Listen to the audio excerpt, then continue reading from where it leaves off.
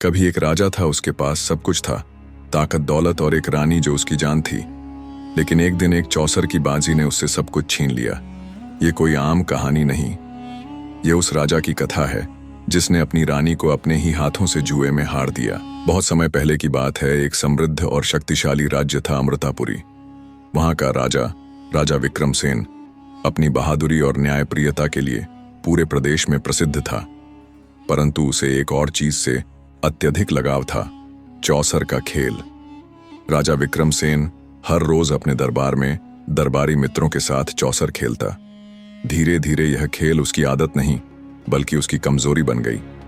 एक दिन दरबार में एक रहस्यमयी महाजन आया जिसने राजा को चौसर में चुनौती दी।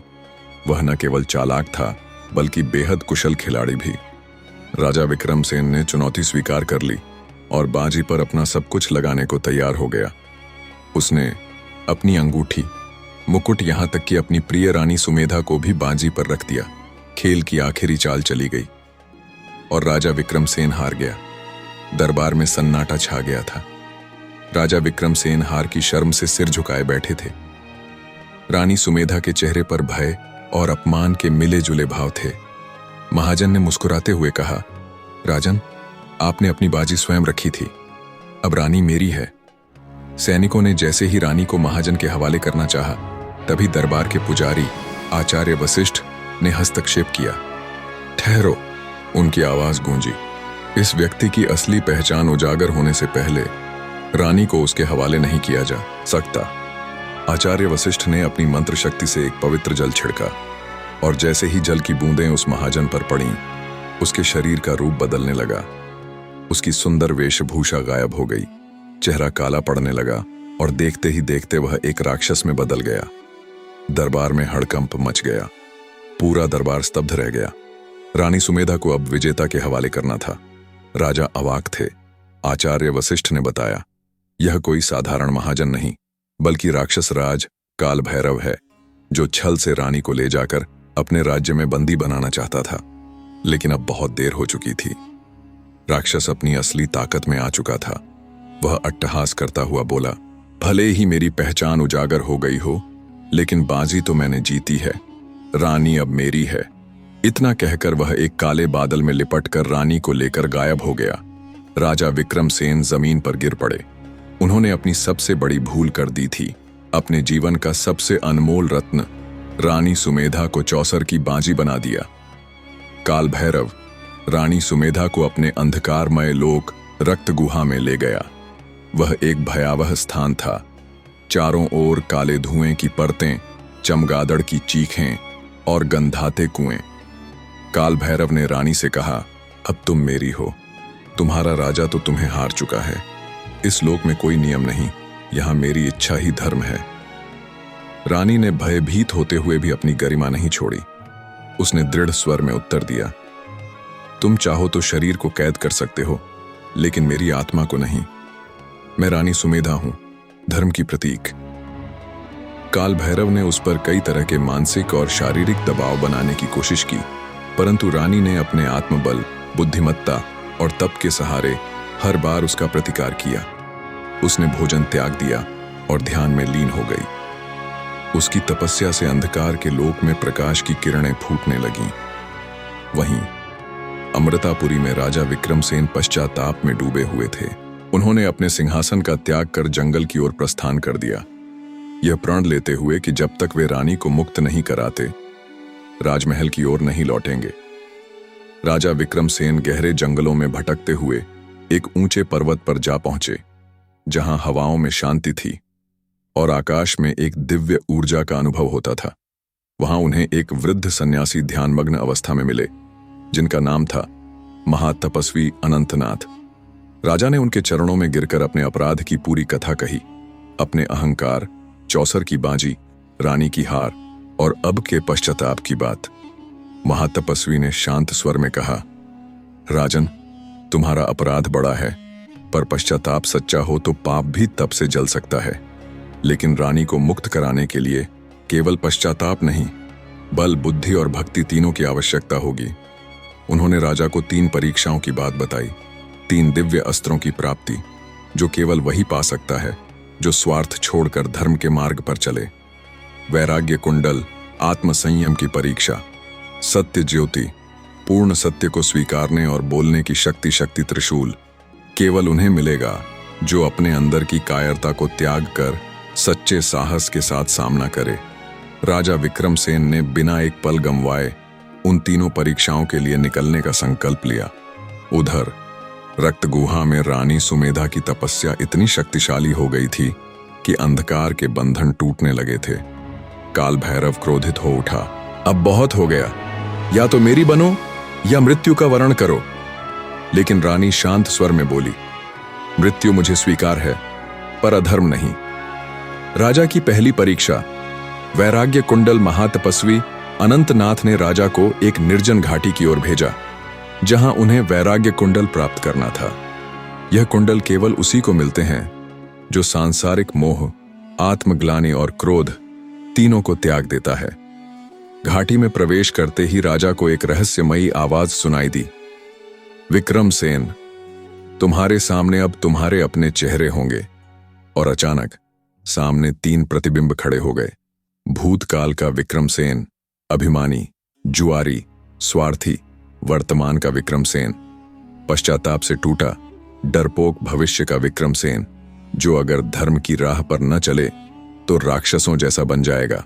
राजा को तीनों रूपों को नकार कर अपने सच्चे आत्म को पहचानना था। उन्होंने आंखें मूंद कर कहा, मैं न राजा हूं न अपराधी, मैं केवल एक पति हूं जो अपने धर्म और प्रेम को वापस लाने के मार्ग पर है। तभी आकाश से प्रकाश उतरा और वैराग्य कुंडल प्रकट हुए। पहली परीक्षा सफल रही। रानी सुमेधा की तपस्या 7वें दिन में प्रवेश कर चुकी थी। उसके चारों ओर एक दिव्य प्रकाश फैलने लगा। काल भैरव चीख पड़ा, यह कौन सी शक्ति है जो मेरी सत्ता को चुनौती दे रही है? और तभी आकाश फटा और प्रकट हुई देवी आदि शक्ति दुर्गा। उनकी आंखों में तेज था, हाथों में अस्त्र और वाणी में करुणा व क्रोध दोनों। रानी सुमेधा, तुम्हारी तपस्या से मैं प्रसन्न हूं। समय आने पर मैं स्वयं तेरे रक्षक को मार्ग दिखाऊंगी। धैर्य रखो और विश्वास बनाए रखो। देवी अदृश्य हो गईं, लेकिन रानी की आत्मा में एक नई शक्ति जाग उठी। राजा की दूसरी परीक्षा। सत्य ज्योति वैराग्य कुंडल धारण कर राजा विक्रमसेन आगे बढ़े। अब उन्हें जाना था माया मार्ग, जहां हर चीज छल और भ्रम से भरी थी। वहां एक अदृश्य द्वार था जो केवल पूर्ण सत्य बोलने से ही खुलता। जैसे ही राजा पहुंचे, हवा में आवाज गूंज उठी, विक्रमसेन, क्या तुम अपने सबसे गहरे पाप को स्वीकार कर सकते हो? राजा के सामने दृश्य उभरने लगे। वो क्षण जब उन्होंने चौसर में रानी को दांव पर लगाया था। वो दरबार, वो नजरें, रानी का चेहरा, उसके मन में द्वंद्व शुरू हो गया। अगर मैंने सच कहा तो मैं स्वयं को कभी क्षमा नहीं कर पाऊंगा। अगर झूठ कहा तो द्वार नहीं खुलेगा। आखिरकार उन्होंने हाथ जोड़कर कहा, हां, मैं ही वह मूर्ख राजा हूं जिसने अपने अहंकार में अपनी पत्नी को दांव पर लगाया। मैं ही हूं वह अपराधी। एक तेज प्रकाश चमका और द्वार खुल गया।